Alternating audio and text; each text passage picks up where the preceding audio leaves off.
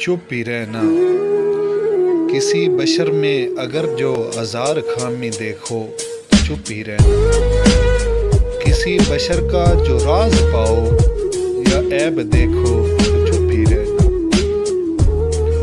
اگر منادی کو لوگ آئیں تمہیں خریدیں تمہیں منائیں, تمہاری ہستی کے گیت گائیں, تمہیں کہیں کہ بشر میں دیکھی برائیوں کو بیان کر دو تو چپ ہی رہنا.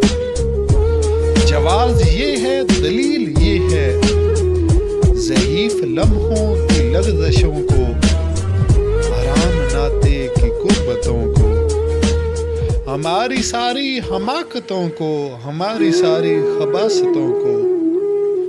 وہ جانتا ہے وہ دیکھتا ہے مگر وہ چپ ہے. اگر وہ چپ ہے تو میری مانو وہ کہہ رہا ہے چپ ہی رہنا, چپ ہی رہنا. اگر جو کسی بشر میں ہزار خامی دیکھو تو چپ ہی رہنا.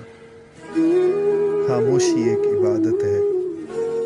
اگر آپ چاہتے ہیں کہ روز قیامت